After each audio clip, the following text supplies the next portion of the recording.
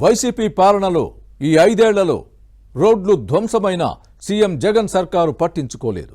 కొత్త రహదారులను వేయకపోయినా ఉన్నవాటిపై గొంతులను పోడ్చలేదనే విమర్శలు ఉన్నాయి. అధ్వాన్నంగా మారిన రోడ్లపై ప్రజలు తీవ్ర ఇబ్బందులు పడ్డారు. ఈ అంశం కూడా ఎన్నికల్లో ప్రజల్ని ప్రభావితం చేసిందనే విశ్లేషణలు ఉన్నాయి. రాష్ట్రంలో రోడ్ల దుస్థితిపై ఇన్సైడ్ స్టోరీ.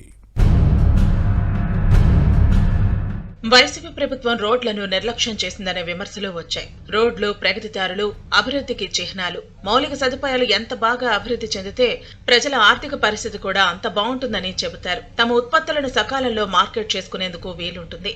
కానీ నిధులు లేక సీఎం జగన్ సర్కార్ కొత్త రోడ్ల జోలికి వెళ్లలేదు.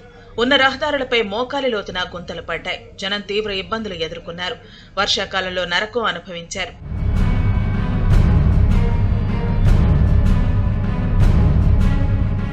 అధికారంలోకి వస్తే అద్దంలా మెరిసిపోయేలా రహదారులను తీర్చిదిద్దుతానని హామీ ఇచ్చిన జగన్ అధికారంలోకి వచ్చిన తర్వాత ఆ ఊసే ఎత్తలేదు. దీంతో అవి అధ్వానంగా మారాయి. పక్క రాష్ట్రాల ప్రజలు, పాలకులు హేళన చేసే పరిస్థితి వచ్చింది.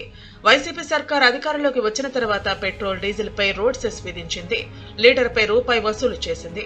నెలకు 50 కోట్లకు పైగా కలెక్ట్ చేసింది. ఈ 5 ఏళ్లలో 3,000 కోట్లకు పైగా వసూలు చేసిందనే అంచనాలు ఉన్నాయి. ఈ మొత్తాన్ని కొత్త రోడ్ల నిర్మాణం, ఉన్నవాటి రిపేర్లకు ఉపయోగించాలి. కానీ వైసీపీ సర్కార్ రోడ్ సెస్ ను సొంత అవసరాలకు వాడుకుందనే విమర్శలు వచ్చాయి.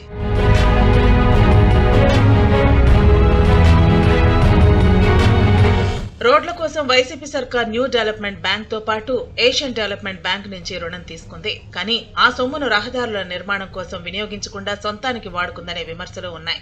పైగా కొన్ని రోడ్లు వేసిన కాంట్రాక్టర్లకు బిల్లులు కూడా చెల్లించలేని దుస్థితిలోకి నెట్టివేయబడింది. వారు హైకోర్టుకు వెళ్లాల్సిన పరిస్థితి తీసుకొచ్చింది. ఒక దశలో కాంట్రాక్టర్లు టెండర్లు వేయడానికి ముందుకు రాకపోవడంతో బతిమిలాడుకుంది.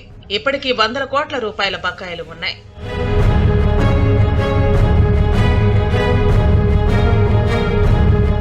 దేశంలో మౌలిక సదుపాయాల కల్పన కోసం భారీగా నిధులిస్తున్న కేంద్రం మన రాష్ట్రానికి కూడా ఇచ్చింది. రోడ్ల నిర్మాణానికి మొదట రాష్ట్ర నిధులు ఖర్చు చేస్తే కేంద్రం తిరిగి చెల్లిస్తుంది. కానీ రాష్ట్ర ప్రభుత్వం ఈ విధంగా చేయకపోవడంతో కేంద్రం కూడా ఉదాసీనంగా వ్యవహరించిందనే విమర్శలు ఉన్నాయి. గ్రామీణ రోడ్లలో బస్సులు, వాణిజ్య వాహనాలు వెళ్లలేని పరిస్థితి నెలకొంది. దీంతో ప్రజలు విసిగిపోయారు. సమయం కోసం వేచి చూసిన ప్రజలు పోలింగ్ కేంద్రాలకు భారీగా తరలివచ్చి ఓటు వేశారనే విశ్లేషణలు ఉన్నాయి.